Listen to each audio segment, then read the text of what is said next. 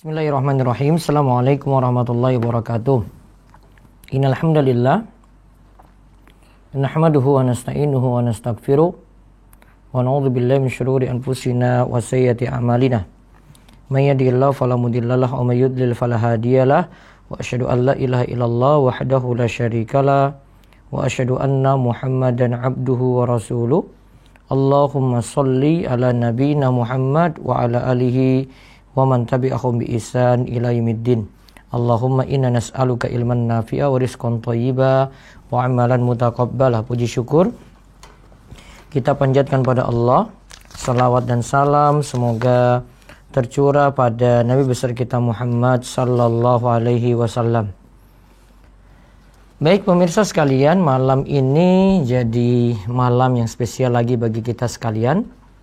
Insyaallah kita akan mengkaji pembahasan kitab nikah dari Bulughul Maram karya Imam Ibnu Hajar Al-Asqalani. Malam ini masih seputar walimah. Kita di bab walimah dalam kitab nikah ini kita lihat tentang masalah memenuhi undangan walimah juga. Di mana kalau kesempatan sebelumnya kan kita simpulkan menghadiri undangan walimah nikah itu wajib dengan beberapa syarat. Kemarin kita sudah melihat kalau menghadiri undangan walimah itu hukumnya wajib. Wajib namun dengan syarat-syarat yang mesti dipenuhi. Ada 6 syarat ya. Yang pertama, yang mengundang itu seorang muslim. Maka untuk undangan yang ini berasal dari orang kafir, maka tidak wajib dihadiri. Yang kedua yang mengundang itu adalah muslim yang mustaqim, yang istiqomah, bukan yang terang-terangan bermaksiat. Yang ketiga, undangannya khusus, spesifik. Jadi sebut nama langsung. Bukan atas nama lembaga, bukan atas nama organisasi ya. Kalau ini ke kelompok gitu ya. Namun kalau sudah dikhususkan undangan tadi kepada Pak Muhammad Abduh, maka berarti undangan itu wajib bagi dia untuk menghadiri, tidak bisa dia itu wakilkan kecuali dia sampaikan uzur saat itu. Kemudian yang keempat, undangannya tidak ada kemungkaran dan hal yang sia-sia di situ dan tidak ada maksiat seperti campur baur antara laki-laki dan perempuan, seperti situ ada rokok ya. Kemudian ada minuman keras ya. Nah, seperti ini tidak dibolehkan dan menghadirinya jadinya tidak wajib. Menghadiri undangan tadi itu jadinya tidak wajib. Kemudian syarat yang kelima, yang diundang tidak berada dalam keadaan punya uzur. Uzur itu apa? Halangan. Ya, tidak punya alasan yang berat gitu.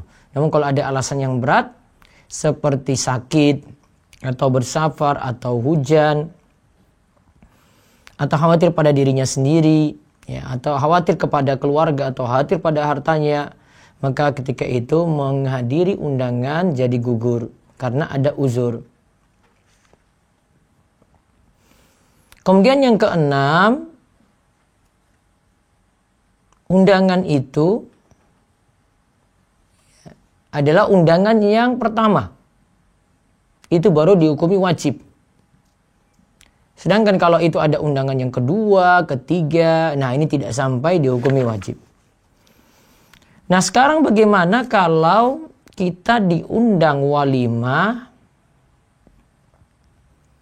pasti di situ kan ada makan-makan. Nah ketika kita diundang, kebetulan di situ kita punya kebiasaan puasa. Misalnya diundang pada hari Kamis, kita punya kebiasaan puasa Senin Kamis. Atau diundang pada Ayyamul Bid, misalnya hari Sabtu pas Ayyamul Bid. 13, 14, atau 15 itu ya, kena. Maka kan ada anjuran juga untuk puasa ketika itu. Bisa jadi juga karena di bulan Syawal itu banyak nikahan. Pas lagi mau puasa Syawal.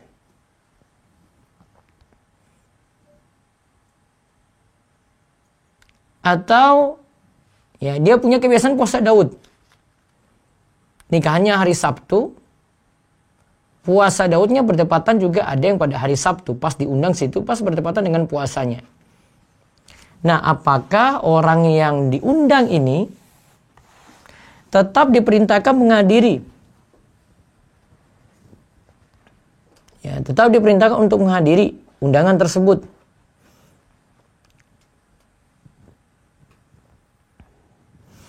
Nah, maka kalau kita lihat di sini, ini hadis dari Abu Hurairah radhiyallahu anhu, karena disebut wa anhu, berarti sama nanti dengan yang sebelumnya ya.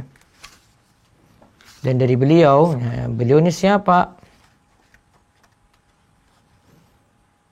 Hadis sebelumnya itu membicarakan tentang hadis dari Abu Hurairah. Berarti ini tentang hadis Abu Hurairah kelanjutannya dengan teks yang lain, maksud yang lain. Dari Abu Hurairah radhiyallahu anhu, ia berkata, Rasulullah sallallahu alaihi wasallam bersabda, "Idza du'iya ahadukum falyujib." Jika salah seorang di antara kalian diundang, maka penuhilah undangan tersebut. Fa in kana sha'iman falyusalli. Jika ia dalam keadaan puasa, maka sholatlah, maka sholilah. Apa sholilah di sini? Itu maksudnya adalah falyusalli, doakanlah. Fa in kana sha'iman falyusalli. Ya, di sini bukan maksudnya sholat ya. Jika dia itu dalam keadaan puasa, falyusalli. Bukan maksudnya sholatlah, bukan. Tapi maksudnya adalah doakanlah. Wa in kana muftiron falyat'am. Namun jika tidak dalam keadaan berpuasa, ayo makan. Hadis ini dikeluarkan oleh Imam Muslim. Walahu min hadisi Jabir nahwahu. Hadisnya juga dari Jabir. Semacamnya, ia mengatakan fa in syaa ta'ima wa in syaa taraka. Jika ia mau silakan ia makan, jika ia tidak mau silakan ia meninggalkannya. Nah, kalau kita lihat hadis ini, yang pertama tadi diriwayatkan oleh Imam Muslim, yang kedua juga diriwayatkan oleh Imam Muslim. Nah, hadis ini jadi dalil bahwa puasa bukanlah uzur untuk mendatangi undangan, untuk menghadiri undangan. Maka siapa yang diundang dan dia dalam keadaan puasa, maka kalau itu tadi undangan nikah, atau kemarin ada pendapat juga undangan yang lainnya, yang penting undangan makan-makan di situ ya, maka wajib baginya untuk mendatanginya. Sebagaimana orang yang tidak puasa juga diperintahkan untuk mendatanginya, menghadirinya.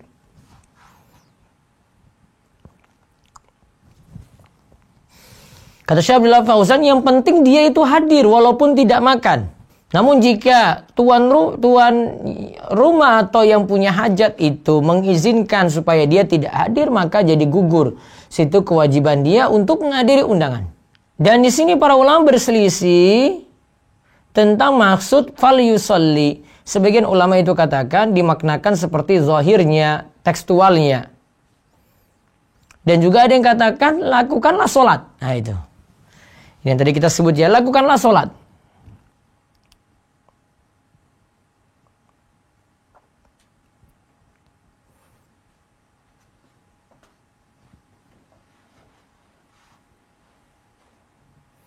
Nah, kalau ini diartikan dengan sholat, maka dia itu hadir, yaitu yang berpuasa tadi hadir, kemudian dia sibukkan diri dengan sholat, supaya dia dapat memberikan manfaat untuk itu, dan keberkahan pun dia dapat ketika ya, mendoakan seperti tadi.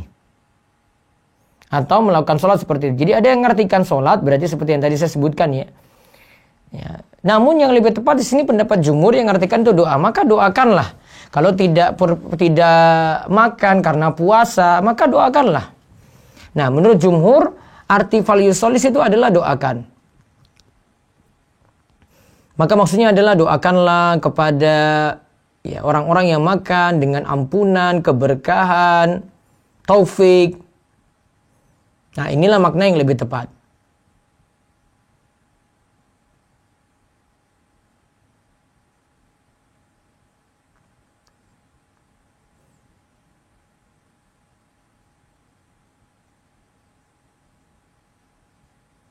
Adapun mengatakan bahwasanya tadi ya pendapat yang pertama, ketika diundang saat puasa maka sholatlah.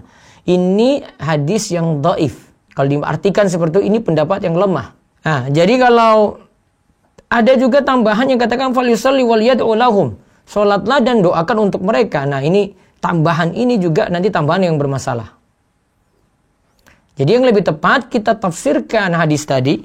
Disebutkan fa in kana sha'iman falyusalli, jika ia dalam keadaan puasa maka berdoalah. Dan di dalam ayat juga ada tafsiran salat itu untuk doa. Sebagaimana pada firman Allah washolli alaihim inna salataka sakanul lahum. Doakanlah mereka. Nah, itu tidak diartikan salatlah untuk mereka, tidak, namun diartikan di situ ya. Doakanlah mereka. Kemudian faedah yang lainnya lagi ya, di sini menunjukkan jika puasanya saat diundang itu dia melakukan puasa yang sifatnya itu wajib seperti nazar atau qadha, maka secara hukum ijma, kesepakatan para ulama, dia tidak boleh untuk berbuka. Ya, jadi kalau diundang saat puasa, namun puasanya itu puasa wajib, berarti tidak membatalkan puasa. Cukup dianjurkan bagi dia itu mengabarkan tentang puasanya itu kepada orang yang menanyakan. Dia sampaikan uzurnya, maaf saya hadir tapi maaf ya saya nggak ikut makan nih, saya ini puasa, ada tanggungan, ada kewajiban gitu. Boleh dia sampaikan seperti tadi. Nah, sekarang kalau dia datang, disuruhkan doakan tadi ya. Doa yang diucapkan itu apa? Di sini disebutkan ada doa ketika kita itu menghadiri undangan makan. Dan ini juga bisa dibaca saat kita berpuasa nanti ketika berbuka ya. Namun kalau ini kita pakainya umum ya. Yaitu disebutkan dalam hadis, aftara indakumus shaimuna wa akalat ta'amakumul al-abrar wa salat alaikumul malaikah. Telah berbuka di sisi kalian orang-orang yang berpuasa, dan orang-orang yang baik itu makan makanan kalian, dan para malaikat pun itu mendoakan kalian.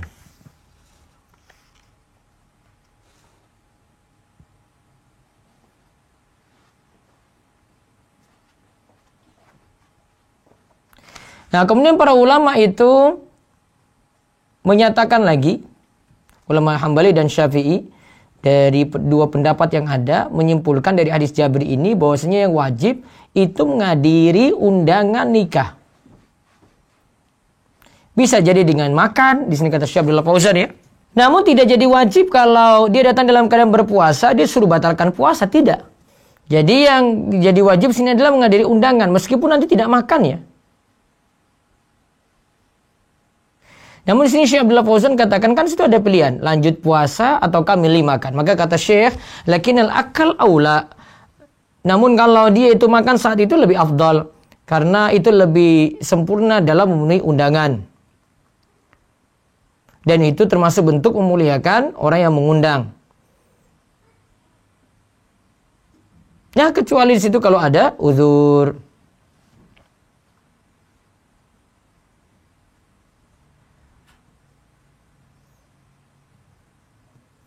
Namun sebagian ulama seperti ulama Zahiriyah, sebagian ulama Syafi'i dan juga dikuatkan oleh Imam Nawawi wajib untuk makan.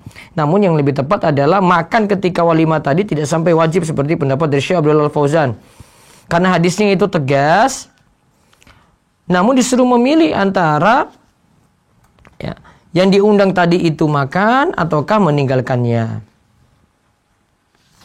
Nah, kesimpulannya ini beberapa ada dua atau tiga poin penting, ya, 3 poin penting. Menghadiri undangan itu bukan ya termasuk uzur yang nanti menyebabkan kita jadikan alasan sebagai bentuk kita tidak hadir gitu. Kita berusaha dia cari sebab untuk bisa menghadirinya. Terus yang kedua, memenuhi undangan orang yang berpuasa itu memenuhi undangan.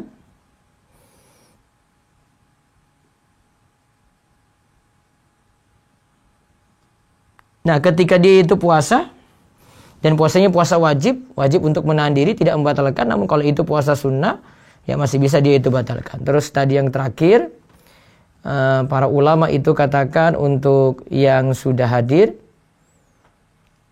ini tentang masalah dia makan nih. Ada yang katakan wajib, ada yang katakan tidak wajib. Namun pendapat yang paling kuat, ya, bahwa makan ketika pesta nikah tadi itu tidak sampai wajib. Wallahu a'lam bishawab. Jadi untuk membatalkannya juga tidak sampai harus. Ya. Demikian yang kita bahas untuk kesempatan malam hari ini. Mudah-mudahan raih ilmu yang manfaat. Baik, ada waktu 25 menit, 35 menit kita lanjut dengan tanya jawab. Bentar saya baca dulu sambil di Zoom. Silakan Raisen siap-siap. Misal si A diberi cincin oleh si B, tapi masih ragu uang yang digunakan untuk membeli cincin berasal dari yang haram atau tidak, ya maka asalnya itu halal ya. Yang tadi cuma kecurigaan saja. Apa hukum asalnya boleh menggunakan cincin tersebut? Jawabannya masih boleh. Apakah sholat di jam kerja? Jadi saat ini bisa bertanya nanti di luar tema juga tidak apa-apa ya. Karena waktu masih panjang, silakan untuk bertanya di luar tema, tapi yang diutamakan dulu yang sesuai dengan tema. Apakah boleh seorang akhwat menerima ta'aruf ikhwan lain namun si akhwatnya sedang ta'aruf dengan ikhwan lain yang lainnya? Batalkan salah satu dulu biar tidak terjadi konflik. Ustadz, bagaimana jika seorang orang tua menyuruh untuk pergi ke acara pernikahan yang mengadakan musik sebagai tambahan acara pernikahan? Apakah kita harus ikut dengan orang tua atau tidak? Ya, kalau bisa sambil nasihati bisa, namun kadang kita mesti mengurangi mundorot yang lebih besar. Ustadz, bila yang diundang ke walimah orang tua, apakah si anak boleh ikut? Asalnya masih boleh ya. Tapi nanti tergantung dari tuan rumah mengizinkan nggak kalau diikutkan anak. Apabila hanya kita yang diundang, apakah kita boleh mengajak adik atau orang tua untuk menemani datang ke walimahan? Tadi kalau itu dengan laki-laki, ya tidak terlalu repot di sini ya dengan gaya atau style dia ya. Tapi kalau untuk perempuan, hati-hati dengan pakaian atau aksesoris yang menunjukkan berhias diri. Ustadz, apabila hanya kita yang diundang, apakah kita boleh mengajak adik atau perempuan untuk memenuhi datang ke walimahan? Nah, ini nanti minta izin pada tuan rumah ya. Apakah boleh menemani kita ikut makan di sana? Ya kalau tuan rumah izinkan, ya tidak ada masalah. Ustadz, apabila seorang nulis tulisan Arab di kertas supaya ayat Al-Quran, apakah boleh kita, boleh kalau tulisan tersebut seperti ayat Al-Quran, apakah boleh kalau tulisan tersebut nggak dipakai dibakar? Apakah tindakan tersebut berdosa? Karena agar kertas tersebut nggak berserakan. Boleh seperti itu, namun tetap masalah lingkungan tetap perlu dijaga. Ustadz, gimana kalau acara akad nikah terjadi campur bor karena tempat yang sempit? Acara akad nikah tempat campur baur karena tempat yang sempit. Fatakullahu mastata'tum. Itu tidak bisa memaksakan untuk hal ini ya. Sini ada, bila kita mengadakan resepsi, apakah boleh menjamak sholat zuhur asar? Karena biasanya wanita agak ribet karena pakaian dan make up. Nah, masih bisa dihapuskan. Itu bukan darurat ya. Masalah make up itu nomor sekian. Masalah sholat tetap nomor 1. Maka pentingkan sholat dulu daripada masalah make up.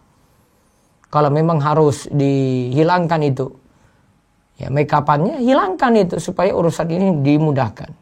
Di sini tanya, karena sering cuci tangan, kadang tangan setelah kering jadi ada putih-putih bekas sabun. Apakah itu menghalangi masuknya air ke kulit atau kuku saat wudhu, Ustaz? Dilihat dulu ciri-cirinya. Nanti kalau itu, di sini tanya tentang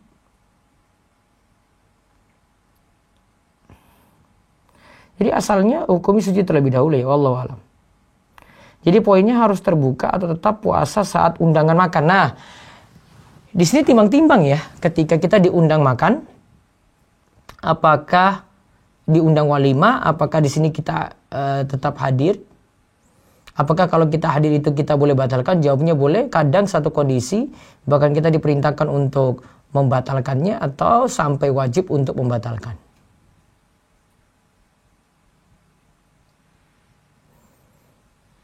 Baik, saya buka dari Zoom, silakan.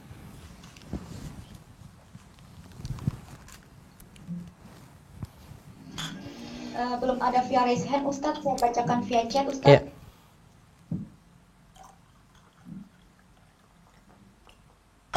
Bismillah, Assalamualaikum warahmatullahi wabarakatuh. Ya, waalaikumsalam warahmatullahi wabarakatuh.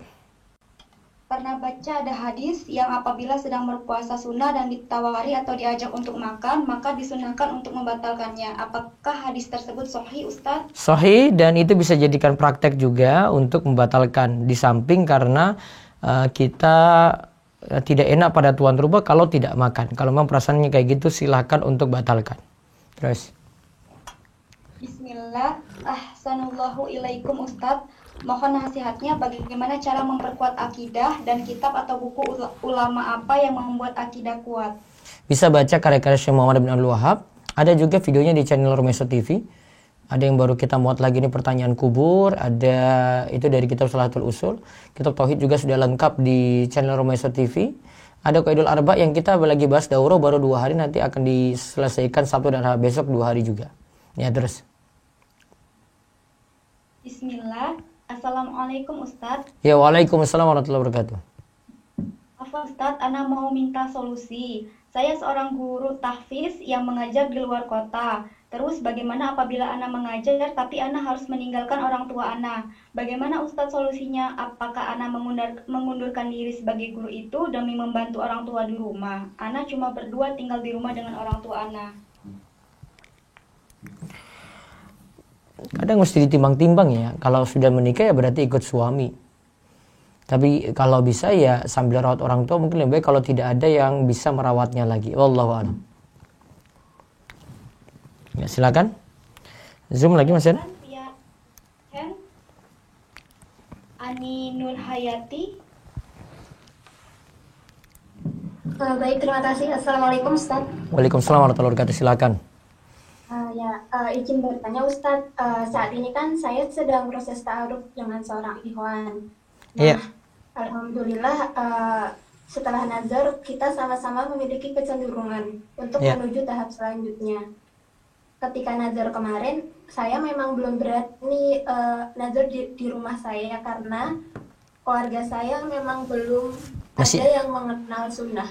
Jadi bisa dibilang saya itu paling beda di antara keluarga-keluarga saya.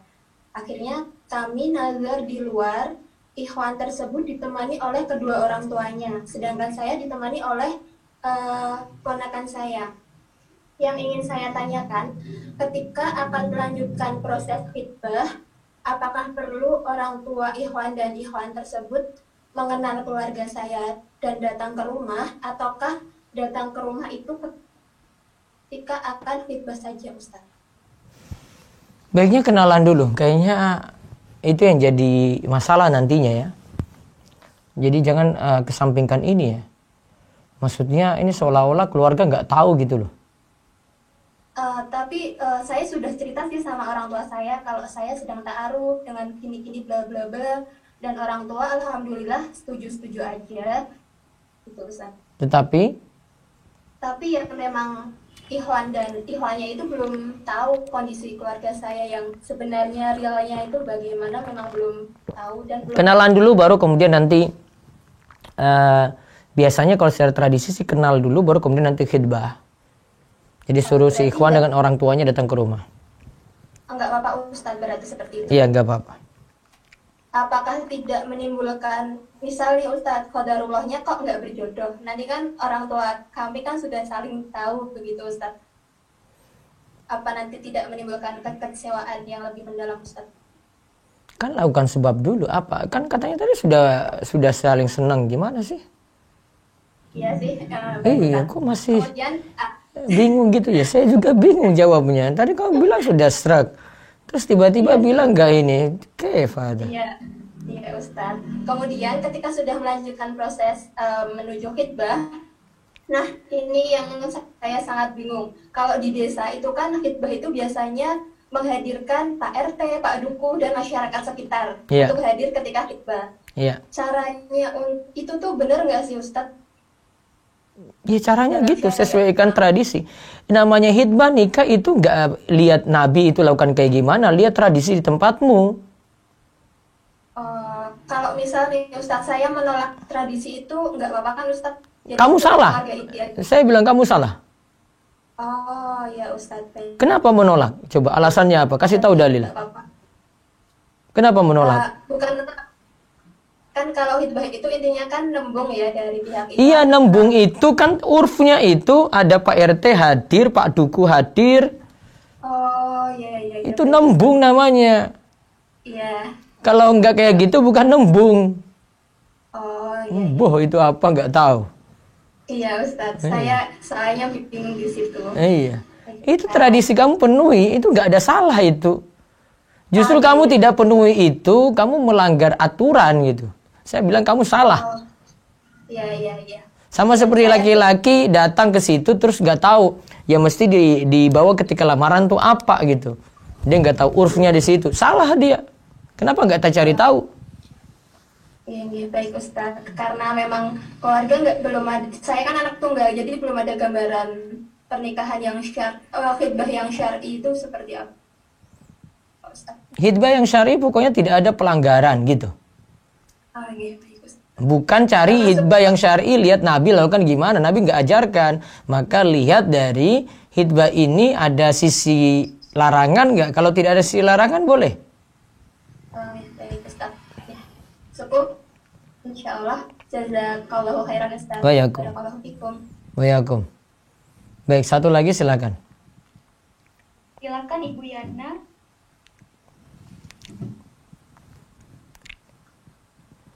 Ibu Yana.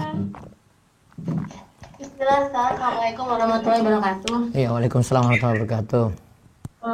Ustaz, bagaimana menurut Ustaz, saya menghadiri pernikahan kakak saya sendiri tapi yang berbeda agama. Memang karena saya adik satu-satunya saya harus menghadiri, itu gimana Ustaz? Tapi di situ ada acara kayak pemberkatan gitu Ustaz. Enggak dihadiri. Hadirinya pas tidak ada acara Jangan dihadiri. pemberkatan. Dihadiri pada saat bukan acara pemberkatan. Nggak boleh ada ritual keagamaan mereka di situ. Oh berarti pas acara pestanya, tapi pestanya nyanyi-nyanyi gitu Ustaz? Nggak apa-apa tuh? Hindari itu lagi lebih bagus. Berarti dua-duanya jangan dihadiri dong Ustaz. Ya, Karena pas pintar. pestanya juga nyanyi-nyanyi gitu. Ya, pinter-pinter ngatur strategi nggak di acara-acara kayak gitu. Oh iya, oke. Oh, ya udah, terima kasih Ustaz. Assalamualaikum warahmatullahi Waalaikumsalam warahmatullahi wabarakatuh.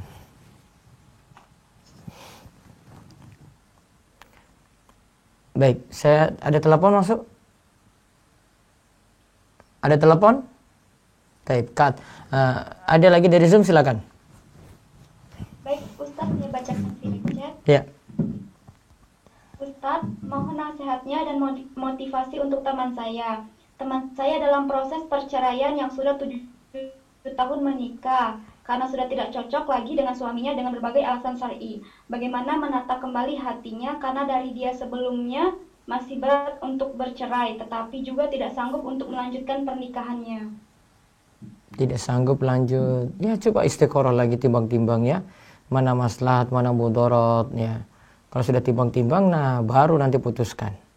Wallahu alam. Ya. Baik, saya terima telepon dulu ya. Assalamualaikum. Ya, assalamualaikum. Assalamualaikum. Waalaikumsalam warahmatullahi wabarakatuh. Dengan siapa di mana? Nggih, Bu Guru Ustaz. Nggih, monggo. Ustaz mau nanya materi tadi pagi. Ya. Kalau kan kita sudah datang tepat waktu Ustaz, kemudian pada saat di kelas kita terlambat masuknya, itu termasuk korupsi tidak Ustaz? Terlambat masuk. Kita kan datang ke kantor sudah tepat waktu. Ya. Kemudian ada sana jam 10 kita ngajar. Ya. Kemudian ke kelasnya itu terlambat 5 menit gitu. Itu termasuk korupsi atau tidak Ustaz? Korupsi 5 menit berarti. Padahal kita tadi pagi sudah setengah 7 dia sudah nyampe di kantor gitu Ustaz. Ya. Tapi kan rugi ngajar di kelasnya. Iya. Kalau ada hitungan jam di kelas berarti dia langgar di situ dong. Berarti di kelas juga tepat waktu Ustaz. Nggih. Kemudian kedua Ustaz, kalau kan kita nggak boleh keluar kemana-mana Ustaz ya kalau sedang di kantor. Kemudian kalau seandainya izin jemput anak, keperluan anak di sekolahannya, kemudian kepala sekolah mengizinkan, itu boleh tidak Ustaz? Kalau darurat minta izin silakan, nggak apa-apa kalau diizinkan. Kalau ngecas HP di sekolahan itu masuk ngambil ini enggak Ustaz? Fasilitas kantor. Nggih. Nah, itu Ngecas cuma ya kebutuhan kan? Tapi kadang laptop nanti kalau di rumah nanti dipakai untuk pribadi juga. Iya Ustaz. kan Kalau keperluannya di kantor kan karena mau pakai untuk di kantor, ketika pulang beda lagi. Boleh dicas. kan laptopnya kan satu. Iya. Bawa ke sekolahan. Iya. Pakai di sekolahan. Iya. Kemudian pada saat di rumah bisa dipakai untuk pribadi, bisa untuk dipakai di sekolahan. Tapi ngecasnya kadang di sekolahan gitu, Ustaz. Nggak apa-apa. Nggak apa-apa ya. Iya. Ustaz, kalau uang pemerintah kan uang bos. Kalau uang komite itu pertanggungjawabannya juga pemerintah atau gimana? Kalau misalnya kita memakai atau apa gitu? Uang komite itu dari mana? Dari orang tua murid. Terus? Maksudnya pertanggungjawabannya kan apakah berat gitu, harus itu kan milik pemerintah jadi masyarakat gitu. Seluruh Indonesia kan uang pajak atau apa? Itu uang bos. Nggih, uang bos. Yang ditanyakan? Kalau kan seandainya memakai uang komite kayak gini Pak Ustadz, WiFi sekolah itu kan dibayar per bulannya pakai uang komite, Iya. bukan uang bos. Apakah itu masih tetap fasilitas umum? Kaitannya dengan apa ini Bu nanya? Kan kita pakai WiFi itu loh Ustadz, pakai WiFi bukan untuk keperluan sekolah kan nggak boleh katanya. Iya. Kemudian kalau ini pengaruh nggak antara pembayaran WiFi itu Ustadz? Kalau pakai uang bos berarti dia pakai uang pemerintah. Pakai uang kalau uang komite berarti kan dia uang dari orang tua murid. Orang tua murid izinkan nggak? Biasanya kalau orang tua murid bayar kan sudah untuk terserah sekolahan Ustadz ya. Berarti boleh. Boleh. Iya. Oke. Makasih Ustadz. Assalamualaikum. Waalaikumsalam warahmatullahi wabarakatuh. Baik, dari Zoom lagi silakan. Silakan Bapak Ibnu Sudrajat. Bismillah. Assalamualaikum Ustaz. Waalaikumsalam warahmatullahi wabarakatuh. Silakan. Anak ini pernah datang walimah, ya kebetulan yang menikah itu adalah anak dari bos anak. Iya. Nah, di acaranya ini dia kan non muslim. Iya. Acaranya itu dia ada musik, ada minuman keras. Nah, saya awal sudah menolak, cuman dipaksa untuk datang karena harus menjaga stand pembagian amplop gitu Ustaz. Mungkin amplop. Ya. Karena tidak ada orang yang dipercayai selain saya waktu itu. Iya. Nah, itu gimana? Saya ikut dosa apa gimana tuh Ustaz? Iya. Saya sudah menolak awalnya. Dosa karena acara kemungkarannya itu di pesta pernikahan. Karena mendukung walaupun cuma jaga di bagian luar tapi kan mendukung pestanya. Nah, Ustaz. Kalau sudah terlanjur ya bertobat pada Allah. Nah, Ustaz, nah. Sekolah Ustaz. Waalaikumsalam. Baik, ada lewat chat lagi atau masih ada resen?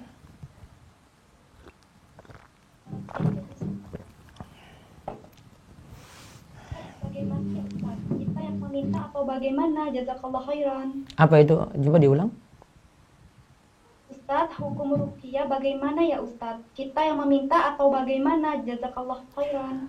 Kalau ruqyah asalnya boleh pertama. Terus yang kedua, Nabi SAW itu pernah diruqyah oleh Jibril, maka diruqyah oleh orang lain juga boleh. Sekarang yang ketiga tentang permasalahan meminta diruqyah. Minta diruqyah selama tawakal penuh kepada Allah masih boleh. Dan ini bukan pembahasan hadis 70.000 orang yang masuk surga tanpa hisab tanpa siksa ya. Tapi kalau dia itu tawakal penuh pada Allah dengan dia misalnya cuma ruqyah mandiri atau dia ruqyah tetapi dia sandarkan semua pada Allah, tawakalnya kuat pada Allah. Nah, maka masih bisa punya peluang masuk 70.000 orang yang masuk surga tanpa hisab, tanpa siksa. Jadi rinciannya seperti itu. Ya, terus ada lagi? Jika kita nasihati dengan cara yang kita tidak sukai, apa sikap kita? Bagaimana diulang? Ustadz, jika kita dinasihati dengan cara yang kita tidak sukai, apa sikap kita? Nah, agak sulit menerima ya, tapi ya kadang kita terima begitu dulu, ditampung ya sampai kadang nanti hati tergerak untuk berubah sendiri gitu. Walaupun memang awalnya karena cara yang salah kita akan sulit menerima nasihat. Ya, terus. Ustadz, bagaimana jika kita belajar tahsin dan tahfiz pada guru yang berbeda manhaj? Apakah masih boleh? Jazakallahu khairan. Tetap saran saya cari yang semanhaj, lebih aman ya daripada ketika dia ngajar tahsin juga ngajarkan akidah. Akhirnya kita tidak punya filter, nggak punya penyaring, kita akan sulit menerima ilmu yang ada. Ya terus. Ustadz, ada teman saya sedang ta'aruf dengan ikhwan yang semanhaj, namun bacaan Qur'annya masih belajar, Ustadz. Bahkan lebih akhwatnya, apakah boleh lamaran diterima? Bisa saja, yang penting ikhwan itu mau belajar terus. Bisa jadi dia orang yang semangat belajar, akhirnya baca Al-Qur'annya cepat, dan ketika nikah dia lebih semangat lagi belajar sehingga bisa mendidik istrinya nantinya. Bisa jadi seperti itu ya. Jadi dia berubah ketika mau menikah ini. Ya tawakal penuh pada Allah kalau mau menerima itu. Baik. Via audio, silakan Fadli Saputra. Bismillahirrahmanirrahim. Assalamualaikum. Ya, waalaikumsalam warahmatullahi wabarakatuh. Silakan.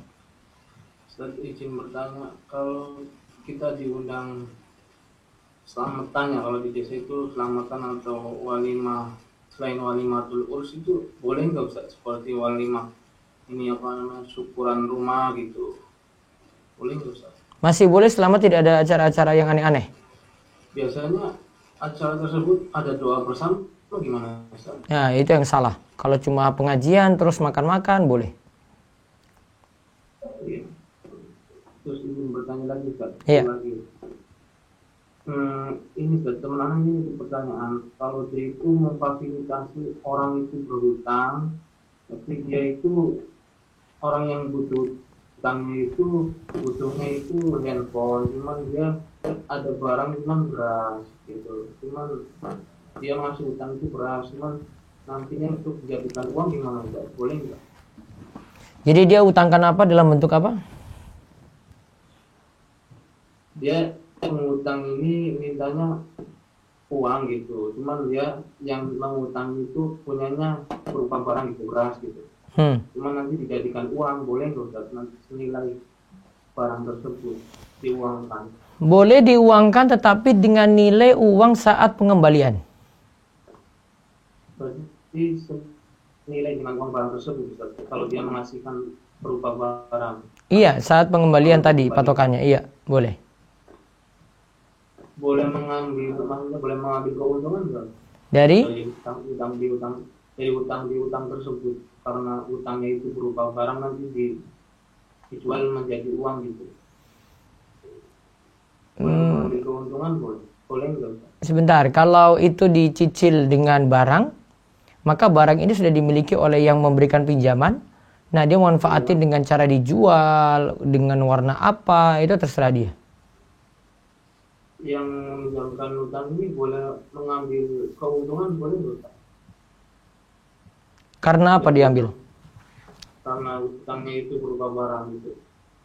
Namanya barangnya itu dia membelinya 100.000, dia mengambil keuntungan 50.000, boleh dong? Statusnya pinjam ya? Iya, pinjam artinya pinjam uang, cuman karena dia punyanya barang gitu, jadi dia kasih barangnya gitu. Ya, kembalikannya dengan nilai sesuai saat pengembaliannya gitu. Kaidahnya jelas kan? Terus? Ya, cuman dia boleh kan mengambil keuntungan dari peminjam tersebut. Keuntungan gimana nih? Saya not confused. Keuntungan dalam itu hutang piutang barang tersebut. Kan tadi kembalikan, misalnya nilai barangnya itu, misalnya barangnya dia pinjam ya, dia pinjamkan barang beras 5 kilo gitu, maka kembalikan juga beras 5 kilo atau yang senilai dengan beras 5 kilo saat pengembalian. Ya, kalau dia berasnya nilainya lebih dari, maksudnya harganya lebih dari 5 kilo, boleh kan maksudnya? Kenapa dibolehkan? Ini harganya soalnya dibolehkan kan? Kan saya bilang, kita mau samakan gimana ya?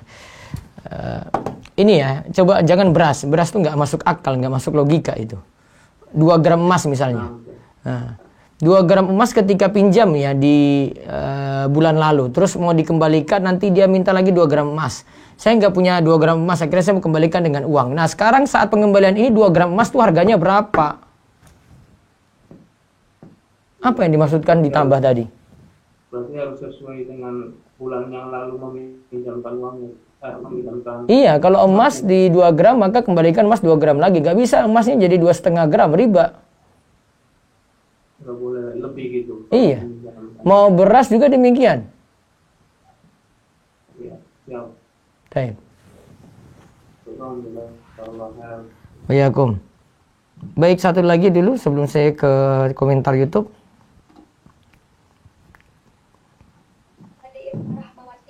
Oke, bismillahirrahmanirrahim. Assalamualaikum Ustaz. Waalaikumsalam warahmatullahi wabarakatuh. Ya. Saya kerjanya sebagai guru Ustaz, guru privat. Nah, kadang-kadang saya punya murid yang anaknya itu sekolahnya internasional, di mana notabene-nya ada beberapa yang agamanya non-Islam Ustaz. Nah, boleh nggak sih Ustaz kalau misalnya saya berdoa supaya diberkahi ilmunya untuk saya dan juga untuk anak tersebut. Terus kalau misalnya saya berdoa juga, berikanlah selalu kemudahan kepadanya. Terus kalau misalnya ada ulangan atau apa, saya juga ikut mendoakan dia supaya ilmunya berkah dan di kelancaran dalam belajar juga gitu. Boleh nggak sih Ustaz? Syukron. Itulah kalau punya murid kayak gitu ya, aduh bingung jadinya. Kalau seandainya nggak ada dia itu kan nggak akan doa-doa kayak begitu kan? Iya sih, karena karena saya adalah gurunya. Iya, cukuplah pada yang muslim doa kayak begitu dulu. Cukup pada yang muslim aja. Iya, makanya kalau ada murid yang kayak begini kan dilema kita. Kita mau doakan yo. Salah, mau tidak doakan juga, masa tidak perlakukan seperti murid yang lain gitu. Iya. Saya paham itu, tapi ya disitulah problemanya. Kalau mau yang ngajar saja gitu. Oh gitu, jadi nggak usah pakai mendoakan si anak tersebut. Nggak usah. Oh ya udah. Syukron, jazakallahu khair Ustaz. Waalaikumsalam. Baik. Ada lagi? Sebentar, ada telepon? Wonten? Sebentar ya, saya angkat telepon dulu. Ya, assalamualaikum. Waalaikumsalam warahmatullahi wabarakatuh. Iya, dengan siapa di mana ini? Izin Ustadz, ini Dina dari Kalimantan Ustadz. Iya, silakan. Izin Ustadz, ini Ana mau bertanya di luar tema, afwan Ustadz. Iya. Ana mau bertanya, hukum klaim dan menggunakan voucher pre-ongkir di Shopee, apakah tidak boleh digunakan semuanya atau hanya yang bersyarat dengan harus menggunakan Shopee Pay? Kalau ini tujuannya untuk apa? Beli sesuatu ya dengan saldo Shopee Pay atau gimana? Nah, Ustadz, kalau belanja kayak kebutuhan aja Ustadz. Iya, terus? Itu kita nggak boleh pakai atau boleh aja kita saldo Shopee Pay boleh dipakai, tetapi cuma sebatas harga biasa ya. Tidak boleh karena saya pakai Shopee Pay-nya, akhirnya saya dapat diskon dari situ. Kalau dapat diskon dari situ berarti masuk kaidah kullu qardin jara manfaatan fa huwa riba. Kalau misalkan voucher pre-ongkirnya itu misalkan untuk pengiriman seluruh luar Jawa kayak gitu, Ustaz. Bukan karena harus pakai Shopee Pay-nya dia. Boleh. Boleh, Ustaz. Boleh. Terus izin Ustaz, kalau hukumnya dengan belanja yang sebelumnya udah pakai voucher karena Shopee Pay itu Ustaz, voucher pre-ongkirnya. Gimana? Kalau bagaimana dengan belanjaan yang sebelumnya udah pernah pakai voucher pre-ongkir karena bersyarat dengan harus pakai Shopee Pay? Ya, sudah terlanjur kan? Oh, jadi taubat aja. Taubat. Ustaz gitu. Iya, tidak diulangi lagi. Nah, Ustaz. Terus satu lagi Ustaz, izin Ustaz. Iya. Gimana hukumnya menggunakan koin Shopee untuk belanja di Shopee, Ustaz? Koinnya dapat dari mana? Misalkan dari cashback, terus misalkan Masih juga boleh. ada reward dari Boleh dimanfaatin. Shopee-nya. Ya, boleh dimanfaatin. Oh, nah Ustaz. Jazakallahu khairan katsiran Ustaz. Waalaikumsalam.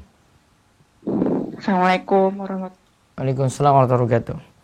Baik, sesi terakhir di Zoom sebelum saya jawab di YouTube, monggo.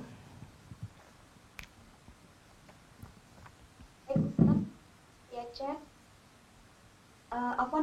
mau tanya, hukum investasi emas bagaimana Ustadz? Yang sedang ramai sekarang itu gold. Kita investasi emas lalu setelah beberapa lama kita tukar atau jual dengan nilai rupiah, istilahnya buyback. Yang ketika diuangkan harganya berubah lebih besar dibanding waktu beli. Yang jelas yang penting syaratnya ketika menukar atau jual beli emas ini syaratnya yadan biyadin. Walaupun ketika beli itu harga lebih murah, kemudian ketika jual harga lebih mahal gitu.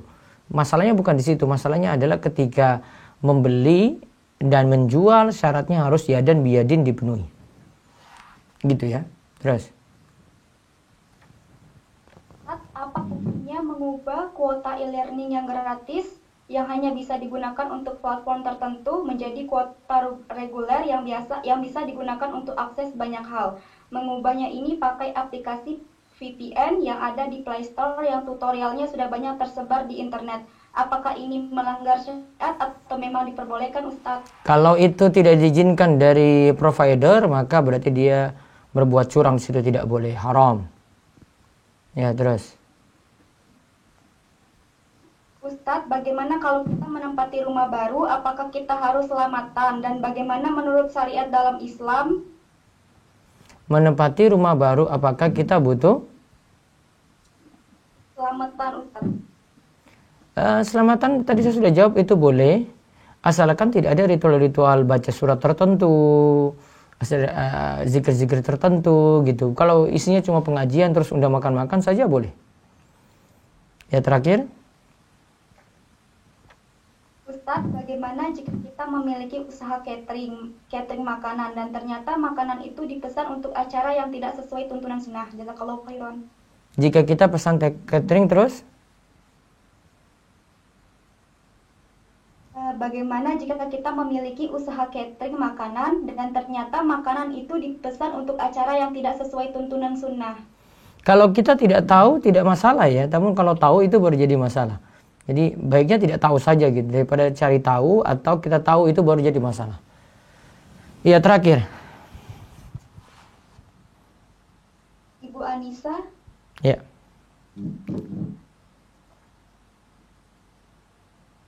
Ibu Anissa Anzani. Halo, assalamualaikum. Ya, waalaikumsalam warahmatullahi wabarakatuh. Silakan Bu. Halo, assalamualaikum. Waalaikumsalam warahmatullahi wabarakatuh. Izin bertanya Ustadz. Silakan. Jika sedang maaf Ustadz.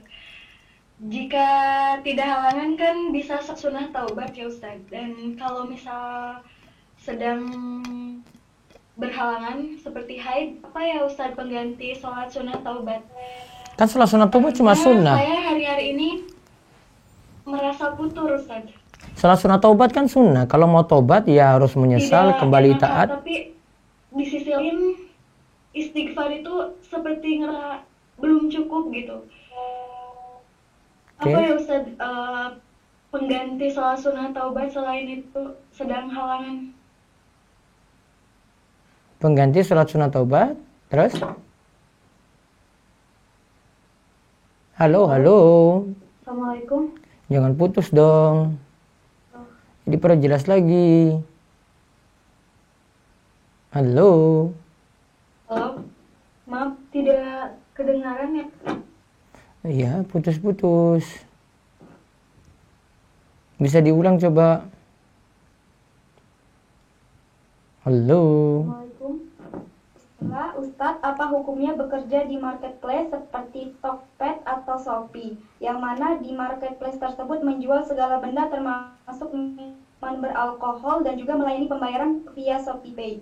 Jazakallahu khairan. Nah, itu tadi dari sisi barangnya saya sudah masalah gitu. Bekerjanya di situ jadi masalah. Beda kalau dia jadi cuma merchant atau toko saja ya. Tidak ada kaitannya dengan ini perusahaan itu langsung gitu. Cuma numpang jualan di situ. Beda. Ya, terus satu terakhir. Sudah tidak ada pertanyaan lagi Ustaz. Bentar, saya baca dari YouTube dulu.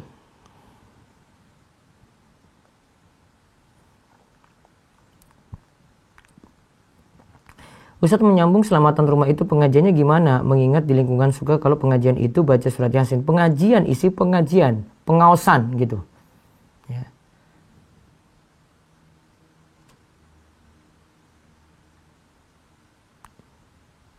Ustadz, apa hukumnya menggunakan CP? Tadi sudah ya. Pak Ustadz, seandainya sholat di dalam jam kerja, padahal jam pulang kerja masih lama, apakah termasuk korupsi atau tidak? Ya, baiknya selama jam kerja tidak lakukan seperti itu ya. Kecuali mungkin jam istirahat gitu. Ada waktu diberikan istirahat dari kantor, nah itu baru dimanfaatin. Ada telepon, silakan. Ya, Assalamualaikum. Waalaikumsalam warahmatullahi wabarakatuh. Ya, dengan siapa di mana? Jusni Ustadz di Purwakarta. Ya, silakan. Ini Ustadz, ini terkait utang piutang gitu Ustadz. Ya. Jadi kan biasa kalau misalnya saya sama teman kan suka, kalau teman ada kebutuhan gitu kan mau pinjam kan kita suka saling meminjamkan gitu Ustadz. Nah, ya. Nah kalau misalnya teman itu kan saya pernah dengar ceramah bahwa kalau misalnya dia kayak ngasih hadiah, saya juga kurang paham sih Ustadz, misalnya hadiah tuh yang kayak gimana gitu.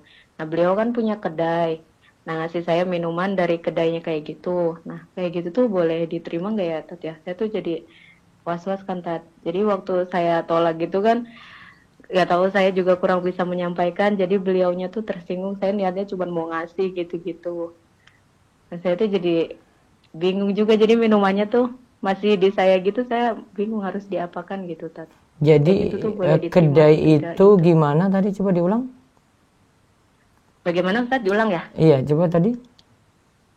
Jadi teman saya meminjam uang di saya. Nah, meminjam uang kan? Nah, terus belum lunas. Kalau misalnya sama temen kan kayak saya, selagi saya masih ada simpenan, saya nggak ngasih waktu harus pulangin sebulan ya 2 bulan kayak gitu, nggak ada. Yeah. Cuman kalau ada uang ya silahkan dikembalikan.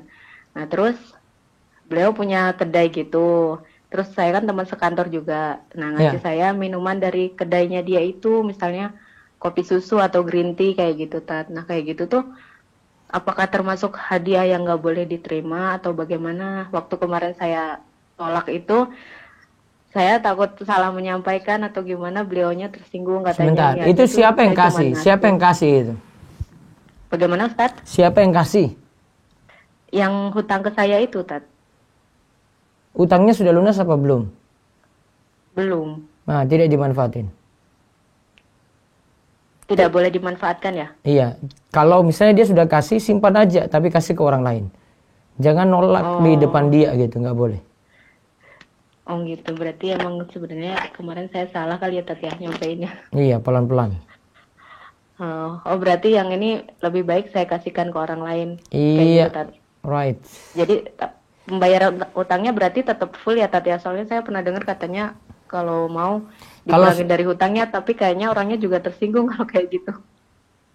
Iya, makanya tadi diterima tapi tidak dimanfaatin. Oh baik Tat.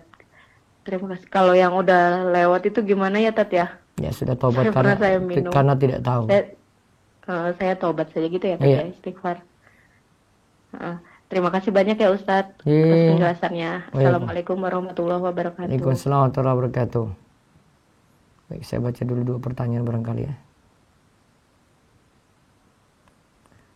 Terkait sunnah menjilat jari setelah makan itu dilakukan setelah suapan atau setelah makan selesai? Setelah makan selesai saja ya. Bagaimana kalau membatalkan hadir walimah atau undangan lain karena suatu uzur, namun kita sudah mengucapkan insya Allah, apakah termasuk dianggap munafik? Ya kita berusaha ya, kalau ada uzur ya dimaafkan. Jika berkonflik di rumah dengan orang tua atau merasa tidak betah di rumah karena kerabat yang merokok di rumah, bolehkah akhwat pergi ke rumah temannya malam-malam? Mohon nasihatnya Ustaz. Nah ini perlu komunikasi yang baik saja gitu, sampaikan saya nggak senang seperti ini, seperti ini, seperti ini. Ya mudah-mudahan orang tua bisa paham. Masa orang tua pun pentingkan paman daripada anaknya sendiri, kan nggak mungkin. Misalnya kita beli pulsa listrik di marketplace, ada berapa metode pembayaran? Jika kita memilih pembayaran yang lebih murah, pakai Dana, OVO atau link aja ya, itu diperbolehkan tidak? Ini karena ada saldo, yang kasih diskon siapa itu? Kalau kasih diskon karena pihak listriknya tadi, maka tidak ada masalah ya. Namun kalau yang kasih diskon itu karena kita punya saldo di situ, nah itu jadi kullu qardin jaru manfa'a fa huwa riba. Baik, wallahu a'lam bishawab. Ini yang kita bahas untuk malam ini, mudah-mudahan manfaat dan Allah berikan kita taufik dan hidayah dan kita senantiasa diberikan istiqomah. Kita cukupkan, kita tutup dengan doa kafaratul majlis. Subhanakallahumma bihamdika asyhadu alla ilaha illa anta astaghfiruka wa atubu ilaik. Assalamualaikum warahmatullahi wabarakatuh.